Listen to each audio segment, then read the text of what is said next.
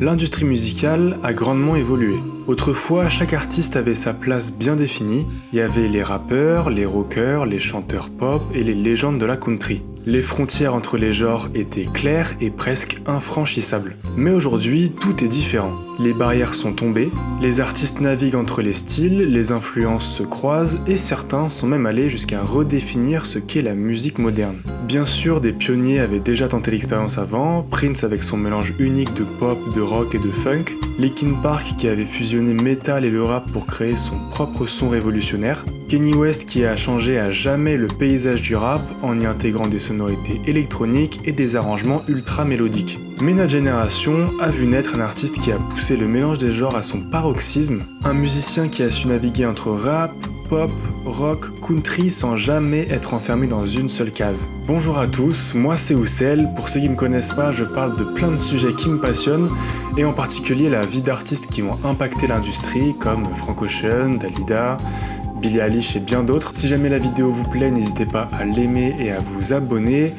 On est parti.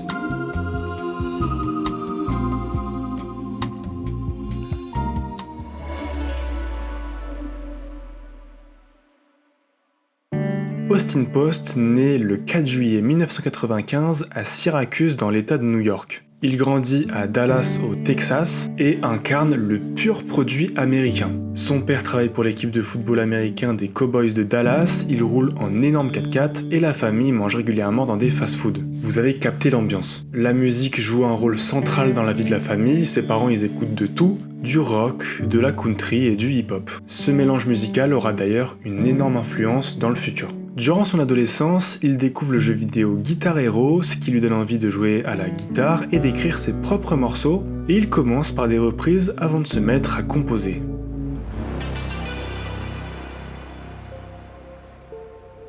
En 2014, à seulement 16 ans, il sort son premier projet. Bon, impossible de retrouver des traces de cette mixtape aujourd'hui, mais vu son âge et son expérience, on imagine qu'il n'a pas révolutionné l'industrie. Il ne reçoit d'ailleurs aucune reconnaissance pour ce projet, sauf un prix symbolique qu'il reçoit au lycée. Ses camarades de classe lui offrent le prix de la personne la plus susceptible de devenir célèbre. J'avoue, rien que pour ça, j'aurais bien aimé écouter le projet. À la même période, il fait partie d'un groupe de metal nommé Ashley's Arrival, et il est influencé par des groupes comme Megadeth, Metallica et AC/DC, et ça se ressentira plus tard dans ses morceaux, notamment dans son jeu de guitare et son goût pour les mélodies accrocheuses. Pour gagner sa vie, il travaille chez Chicken Express et devient DJ de mariage, tout en étant inscrit à l'université. Mais sa passion pour la musique est bien trop forte, il décide donc d'arrêter les études pour poursuivre ses rêves. Il déménage à Los Angeles avec son meilleur ami et commence à fréquenter la scène musicale locale. Il rencontre notamment le producteur FKA First, connu pour son travail avec des artistes comme 2 Chainz et Travis Scott. C'est lui qui va aider Post à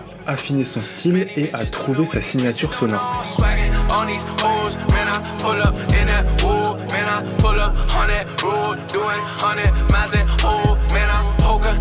C'est aussi à cette époque qu'il cherche un nom de scène, il utilise un générateur de noms aléatoire et Post Malone sort du lot.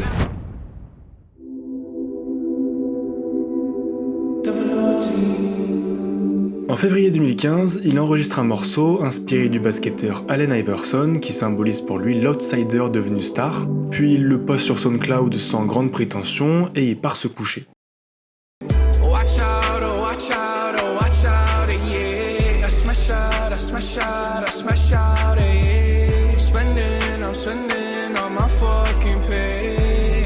Le lendemain matin, c'est l'explosion.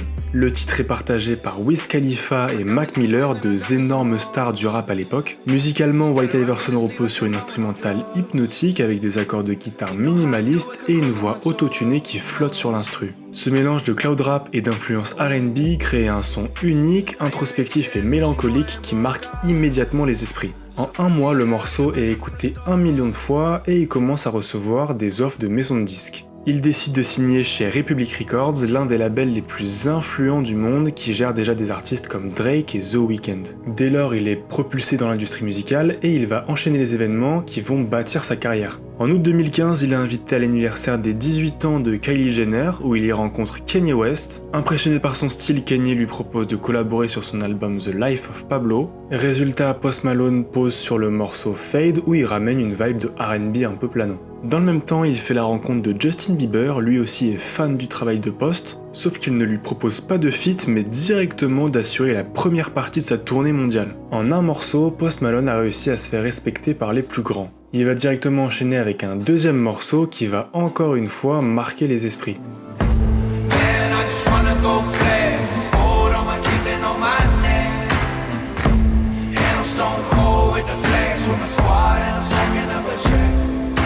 Ici, Post Malone embrasse pleinement son influence country et folk. Le morceau repose sur une guitare acoustique accompagnée d'une production trap, un mélange qui deviendra sa signature. Son chant il est plus brut, plus émotionnel et on sent déjà qu'il ne veut pas être cantonné au simple rappeur américain. Pour les connaisseurs, le magazine XXL fait une liste annuelle des nouveaux rappeurs à suivre. L'édition 2016 est devenue la plus emblématique avec notamment Lil Uzi Vert, 21 Savage, Anderson .Paak, Denzel Curry, Designer, Kodak Black et Lil Yachty. Post Malone devait faire partie de la fête, mais il a refusé estimant que ça allait trop le mettre dans une case. En décembre 2016 et après plusieurs mois de travail, il est venu le moment pour Post Malone de proposer son premier projet. Il était vraiment attendu au tournant et plutôt que de proposer une formule rap, il décide de créer un album qui reflète toutes ses influences musicales. Le rock qu'il écoutait avec son père, la country du Texas et le hip-hop qu'il a découvert à l'adolescence.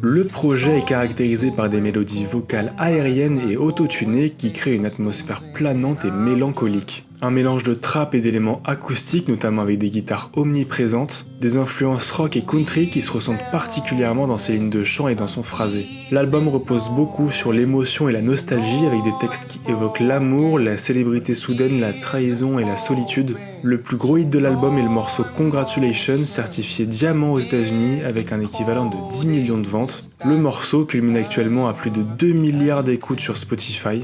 Personnellement, mon morceau préféré c'est I Fall Apart, un des morceaux les plus émotionnels de l'album, où Post y raconte une rupture amoureuse qui l'a profondément marqué. Ce projet est trop souvent sous-coté en termes d'impact. On parle ici de l'album qui marque un tournant dans l'industrie musicale en introduisant un son hybride entre hip-hop, R&B, pop, rock et country influençant une nouvelle vague d'artistes. En termes de résultats, c'est complètement fou, l'album s'est écoulé à plus de 5 millions d'exemplaires et il est resté 77 semaines consécutives au classement Billboard, ce qui fait du coup quasiment 1 an et demi sans sortir du classement, battant d'ailleurs un record tenu par Michael Jackson avec Thriller, rien que ça.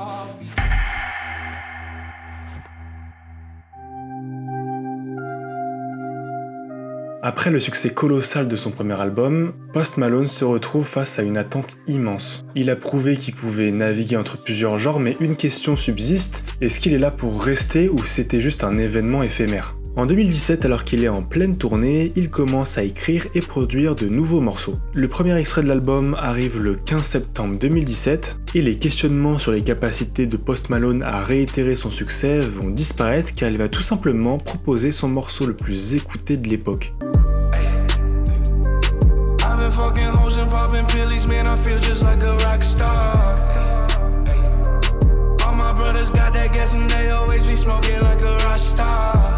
Avec son beat minimaliste et hypnotique, il incarne parfaitement le lifestyle de rockstar que Post Malone semble vivre à ce moment-là. Le morceau est une explosion instantanée et restera 8 semaines en tête du classement Billboard. 4 mois plus tard, Post propose le deuxième et dernier extrait de son prochain projet.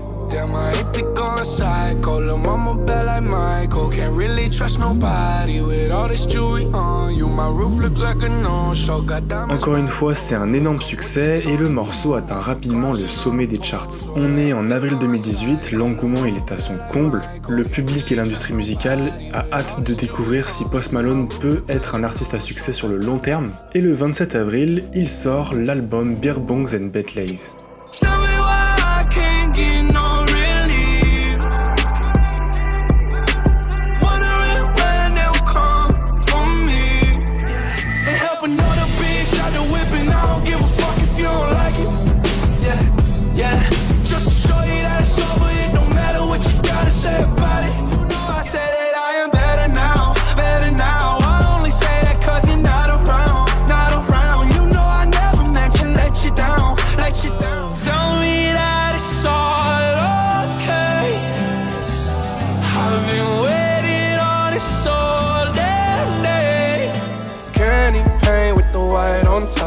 Lambo doors or the woo up drop. If you busy plotting on what I got, kick in your door and swat you down. Ooh, baby, go up, keep it sweating. Ooh, yuck me up, I don't want no romancing. Ooh, baby, I see these motherfuckers glancing. When my whip start, then my wheels keep spinning. I started with an A for right, and then I went and changed my life. I might take out the red tonight. Dès sa sortie, le projet casse absolument tout. Quasiment 80 millions de streams en 24 heures sur Spotify, c'est un record absolu à l'époque. Disque de platine en seulement 4 jours. Presque tous les morceaux entrent dans le classement Billboard, c'est un exploit inédit. L'album devient numéro 1 dans 11 pays, confirmant que Post Malone n'est plus juste une star américaine, mais un phénomène mondial. L'album se vend d'ailleurs à 461 000 exemplaires la première semaine, l'une des plus grosses ouvertures de l'année. Côté musique, l'album pousse encore plus loin la fusion entre trap, rock, pop et R&B. Il alterne entre des gros bangers trap comme Rockstar et Over Now, des ballades rock et pop tristes avec Stay et Other Side, et des morceaux mid-tempo mélancoliques comme Better Now et Psycho. Avec cet album, Post Malone confirme son statut d'icône et il rentre dans la cour très fermée des artistes les plus écoutés de la décennie 2010.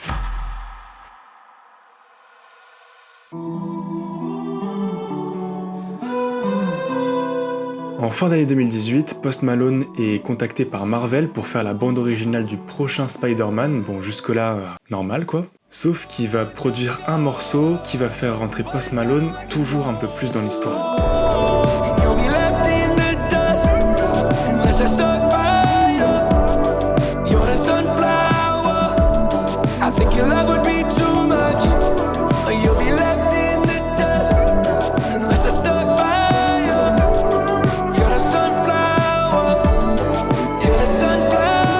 La collaboration entre le génie de Swaley et la voix de Post Malone est incroyablement efficace, tellement efficace que le morceau deviendra la chanson la plus certifiée de tous les temps aux États-Unis avec 17 disques de platine. Et avec plus de 3,7 milliards de streams, c'est tout simplement le 6e morceau le plus écouté de l'histoire de Spotify. Avec ce morceau, il se fait connaître auprès du dernier public qui ne le connaissait pas encore, c'est-à-dire les enfants, les parents, les grands-parents, les oncles. Voilà, tout le monde connaît Post Malone maintenant. Alors oui, dit comme ça paraît cool, sauf que Post Malone ne va pas très bien. Il est épuisé par les tournées incessantes, il ressent une immense pression et il commence à s'interroger sur le prix de la célébrité. Et c'est tous ces ressentis qui vont donner naissance à Hollywood's Bleeding, son 3e album.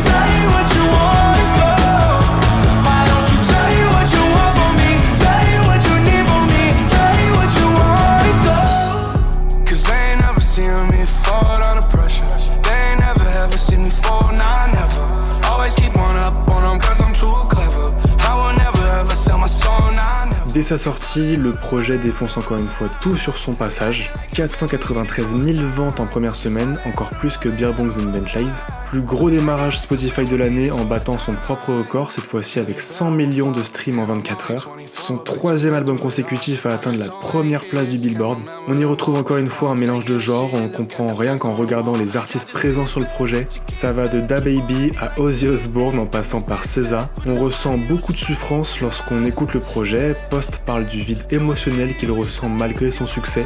Et c'est d'ailleurs pour cette raison qu'après cet album, il va prendre la décision de prendre du temps pour lui et de disparaître.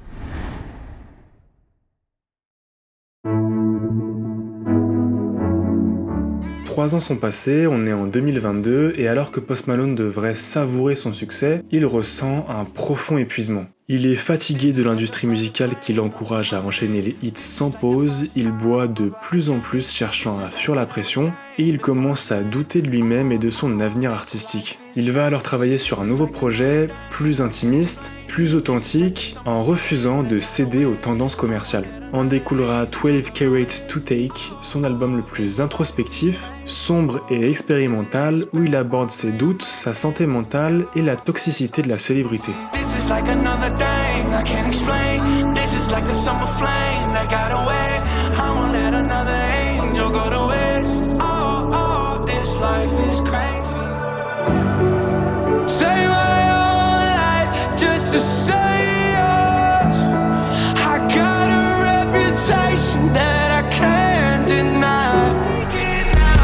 When I'm alone, pretend I'm letting you go.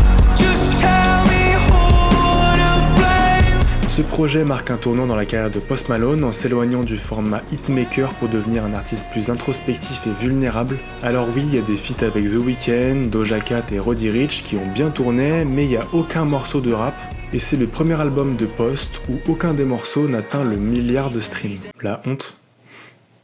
Bon, à ce moment-là, Post Malone il fait un constat simple, il vient de sortir son album qui a le moins bien marché commercialement, sauf qu'il est plus heureux que jamais. Il comprend alors que son bonheur n'est pas forcément lié à sa réussite, mais simplement par l'art qu'il souhaite proposer. Il va donc dire « nique l'industrie, je fais ce que je veux », par exemple si je veux faire un album de rock sans featuring, sans hit, avec la pochette c'est juste moi dans ma piscine, bah je le fais en fait.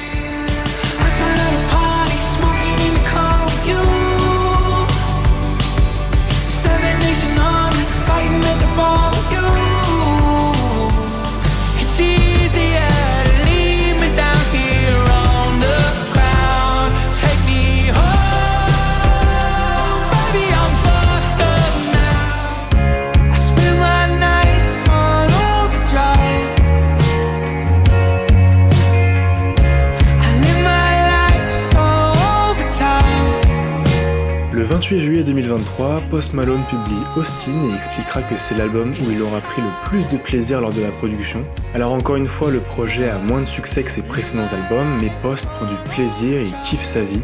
Dans le même temps, il reçoit un coup de fil de Beyoncé, un lundi comme un autre finalement pour Post Malone. Elle lui propose de participer sur un morceau qui sera sur son prochain album, Cowboy Carter, donc un album de country. Voilà, ils font leur truc, le morceau est cool, et puis Post Malone se dit « J'ai fait des albums de rap, j'ai fait des albums de pop, de rock. » Il va rassembler les plus grandes stars de la country, bon personnellement je les connais pas, mais en tout cas c'est des gigastars aux États-Unis. Et en août dernier, il sort l'album F1 Trillion, un album de country.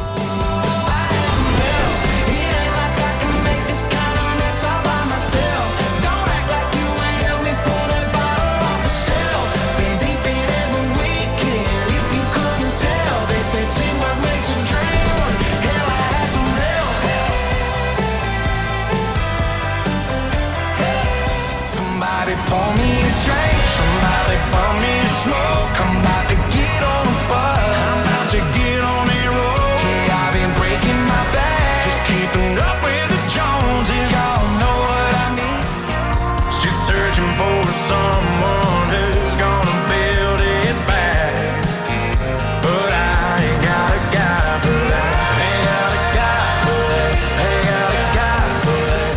Musicalement, vous l'aurez compris, c'est un pur produit country. C'est un immense succès aux États-Unis. Il réussit à revenir au numéro 1 du classement Billboard, ce qui n'était pas arrivé depuis son album Hollywood's Bleeding. Post Malone n'est pas qu'un simple hitmaker, c'est un véritable phénomène musical. Peu d'artistes dans l'histoire peuvent se vanter d'avoir brisé autant de frontières musicales avec autant de succès. Du rap à la pop en passant par le rock et maintenant la country, il a réussi là où tant d'autres ont échoué. S'imposer dans plusieurs genres sans jamais perdre son identité et en unissant des fans de tout genre sous une seule bannière. Il a battu tellement de records, c'est pas que j'ai la flemme de vous les lister, mais rien qu'en cherchant son nom sur la page Wikipédia des records de Spotify, son nom apparaît 31 fois, c'est pour vous dire. Et pourtant, malgré tous ces records, l'impact de Post Malone reste encore largement sous-estimé. Faut bien comprendre que c'est l'un des personnages les plus influents de la musique dans l'histoire moderne. Un artiste qui a redéfini la façon dont les genres peuvent se mélanger et qui a montré qu'un musicien pouvait évoluer sans se limiter à une seule case. Il n'a jamais cessé d'évoluer, d'expérimenter, de prendre des risques et aujourd'hui il semble plus libre que jamais, libre de faire de la musique qu'il aime sans se soucier des étiquettes, des tendances ou des attentes. Derrière ce succès hors norme, il y a un homme en quête de sens, un artiste qui a été martyrisé par la célébrité, submergé par la pression d'une industrie qu'il a vue comme une machine à tubes plutôt qu'un être humain. Là où beaucoup se perdent dans ce tourbillon, Post Malone a réussi ce que tant d'artistes rêvent d'accomplir, réussir en restant aligné avec son art.